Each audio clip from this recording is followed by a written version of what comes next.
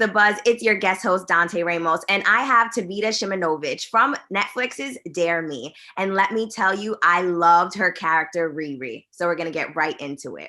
So Taveeta, Riri, Addie, and Beth literally remind me of Mean Girls plastics, with Regina George being Beth herself.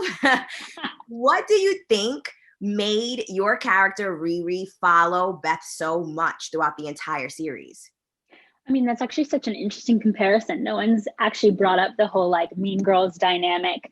But I think essentially like any power dynamic that you would find in high school, or rather for someone who's just trying to find herself, find her place in high school, you idolize the queen bee, right? You want to be like the queen bee. And so for Riri, being in a position where being on a cheer squad in a small town in America already comes with this sense of empowerment. Trying to be best friends with the queen bee of said squad is like, I guess, the ultimate goal in her eyes.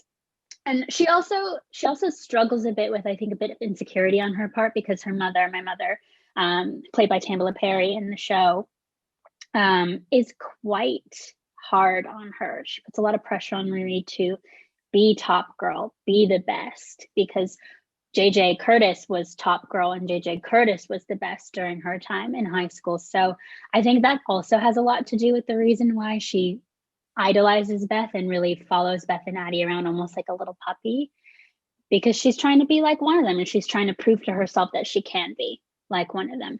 Yeah, it's funny that you said that she has insecurities, because for me, I look at Riri and I'm like, she's so carefree, she's so confident, body positive. So to hear that from you playing the character, that's such a like interesting insight. And I was going to ask you, what is your favorite characteristic or traits about your character, Riri? Well, okay, so it's interesting. I do think she is insecure, but I would say that her vibrancy and her sense of self in that terms is something that I do love about the character. So I think it's like a mixed bag with Riri, because I do agree with you. I think that she knows who she is. She just is insecure about how she's going to get there, if that makes sense. Yeah. And I think especially in our show with the character dynamics and with the power dynamics, it's so important to have a character like her that brings a bit of the lightness to the show and brings the vibrancy to the show. And I love that you do use the word body positive. I remember, I think it's the pilot specifically, one of my favorite lines that she had is like, my mom told me I should be proud of my body. And I read that and I was like, damn straight. And especially when you are a cheerleader in a small town in America, I think there's a lot of pressure to look a certain way, be a certain way. So to kind of instill that self-positive confidence within herself is something I really admire about the character. And much like any young woman, I think, out there, I think that's what we're trying to do. I think we're trying to find ourselves, and that comes with the ups and downs, right? So that comes with the feeling great and feeling empowered and understanding what it really means to step into your power. And then it comes with questioning yourself and questioning your decisions, because you're growing up and no one tells you how to do things, right? You have to figure it out on your own. Yeah. And speaking of that, I feel like the entire series is about making the wrong or right choices. So for me, I would have to ask you, do you think that a dream is so worth chasing that you would risk it all?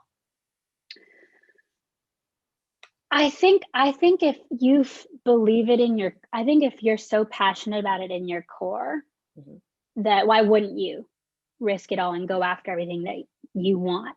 I think in the constraints of this story, though, it's a bit risky to say that, because it is quite dark and it's quite psychological, right? You have this power dynamic between a group of girls. A new coach comes in.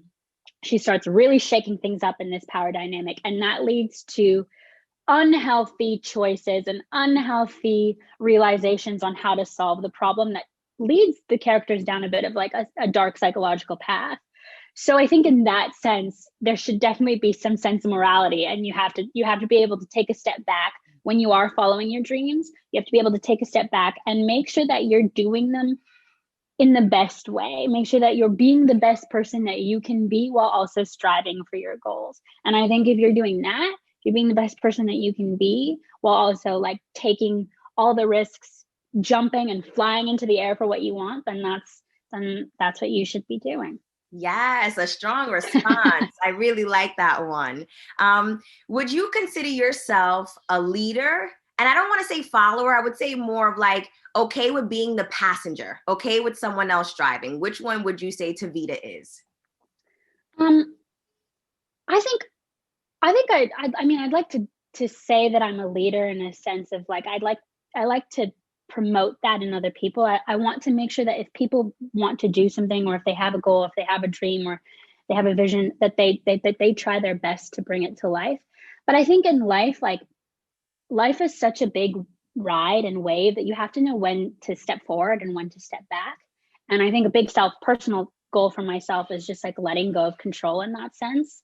So when I find myself in moments in life where things are absolutely out of my control, I'm just going to sit back in the passenger seat and enjoy the ride, like take in everything that I'm seeing, really enjoy that experience so that I can use that experience, bank that experience within myself in the long run. And then there's sometimes where you see something and you're like, I got to get in the passenger, I got to get in the driver's side right here. We're going to steer clear away from this and we're going to beeline for what we're going towards. You know what I mean? Yeah, definitely. I think we definitely have to know when to play a certain role. And Riri played a significant role to me, in my opinion, within the murder case. It was like I wanted to just tell her, like, shh, like, oh my gosh, oh my bracelet done flew off. I was getting so excited. I was just like, oh my God, please, Riri, please, just don't say any more. Do you think that Riri realized how much of a role she was playing within the whole entire case? I think she knows she's a pawn in Beth and Addie's relationship. I think she's always known that from just like the power dynamic sense. But I think when this murder happens and as the mystery unfolds, she just wants, she needs to, like Riri needs to figure out what's going on. And her relationship with Tibbs, I think, kind of crosses over into the information that she shares with Beth and Addie.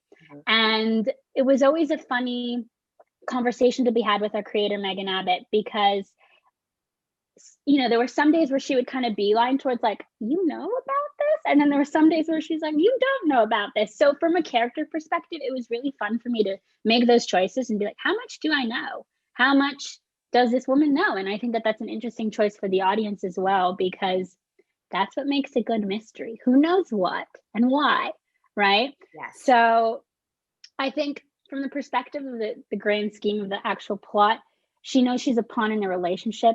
I think where we left off in the story, who knows how much she actually knew. Who knows? Ending. Oh my gosh. I can't wait for people to see this interview because they need to watch this show.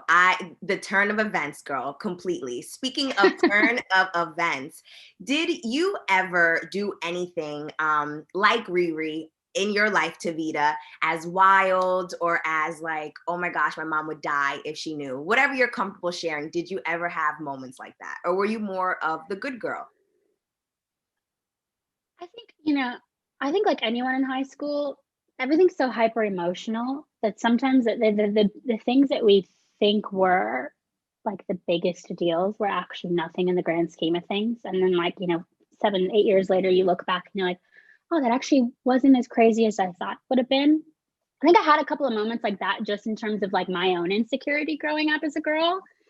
But like in terms of wild nature now, I think I'd like to toot my own horn because I have jumped out of a plane. Ooh. And my mom, like on the whole ride there, I was like, I'm not going to call my mom. I'm not going to tell her because she's probably going to kill me. So I'm just going to wait until after. And then after I like landed the ground and like kissed the floor, I was like, so I just jumped out of a plane. And she was like, what? So I think that was like the wildest thing.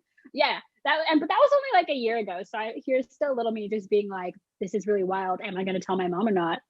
Right. But there's also something really lovely about being in your 20s and being in the age where like you're stepping into your power and where you've learned your lessons of the past and now you're applying that to the present and to the decisions you're making that are hopefully facilitating your future. And I think that I have had a good mix of mistakes that have made me who I am now and that I are helping me grow into the woman I hope to be, Yes, for sure.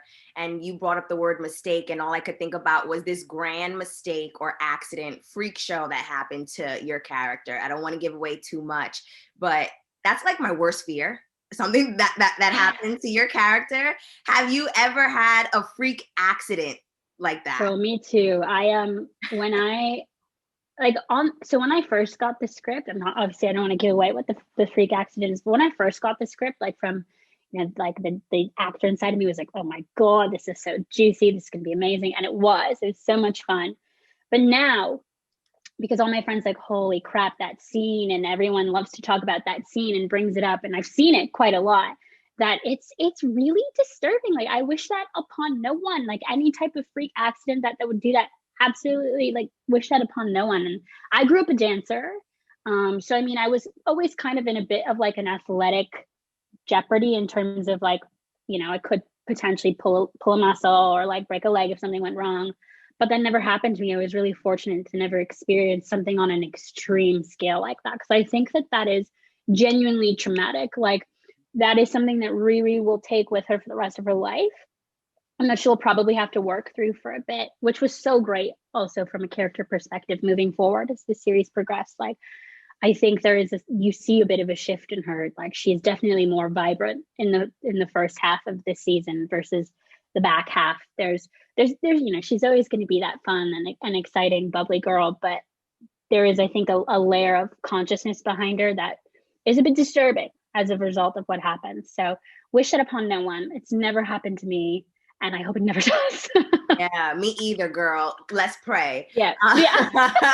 So speaking of your athleticism, you were doing some pretty like cool stunts within this show. So I'm glad that you said you were a dancer. What was like that training like for you? The diet process or anything that you had to do to be a cheerleader for this role? Yeah, I tell everybody so we had cheer camp. Before we started shooting. We had 2.5 weeks of cheer camp, both for the pilot and then when we went to series. And I remember on the pilot walking into cheer camp being like, this is going to be a breeze. I've got this. I have like literally like 14 years of dance experience under my belt. And girl, I got my kicked out of me. On the first day, I was like, this is so hard because it's just a whole other level of athleticism and a whole other just like group of muscles that you're using, and also just like intentions you're committing to, because by being a cheerleader, you are agreeing and you are taking on the responsibility to host someone up in the air or to catch them when they're flying down, right? Which that's a massive responsibility. So cheer camp was intense.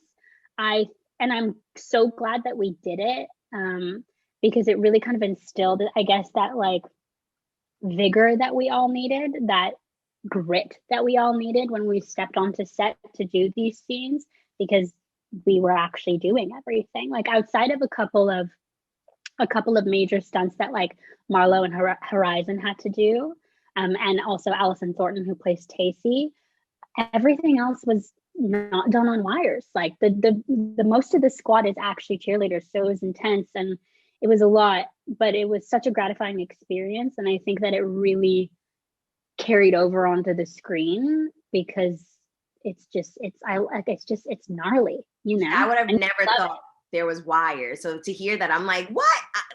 It was like complete guys, pyramids, stunts, flipping, all of that. Yeah, and I think it's so great too, because I think there's this really big misconception just about how cheerleading was portrayed early on in the media, about just girls with pom-poms and glitter and woohoo and just cheering around, versus like the actual athleticism of the sport. It's intense and it deserves to be respected as something that intense. So I'm really glad that portrayed onto the screen, and that I got to have that experience, because it also gave me a newfound respect for the sport. And I will not say and call myself a cheerleader, because I don't think that I can do nearly as much as like the rest of our squad was able to do, but it was a great experience.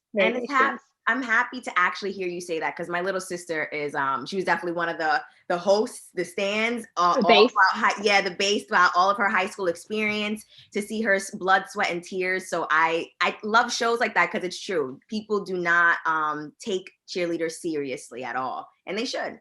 And my last question for you is, are you team Beth or are you team Addie? Why'd you got to do this to me? This is such a hard question.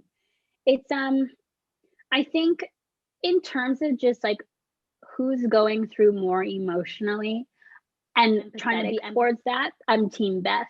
Because I think what's so beautiful about the way Marlo Kelly has portrayed this character is showing that why she does what she does, and it's solely coming from a place of hurt. And I think that as a human being, it's important to be able to recognize that in someone else, and hopefully have the empathy to then forgive them for their decisions. And I'd like to whip some sense into Addie. I'd like to whip some sense into her, just to be like, do not let this woman walk all over you. Thank you. That's a lesson you have to learn on your own, right? So I understand where she's coming from as well, but in the grand scheme of things, I'm team Beth. Sorry, Horizon. I love all of your answers. Thank you so much for your time, Taveeta. Thank you for having me, Dantee. I loved Riri, and I really hope season 2 is here, because I can't wait to see what your character does in the next season. Thank you so much. Anytime. Thank you. This is a pleasure. I'm glad. Thank you. Thank you. Happy New Year. Happy New Year. Thank you. Bye. Have a good one. Bye. Where is the buzz? Oh, yeah. Where is the buzz? You said was mine.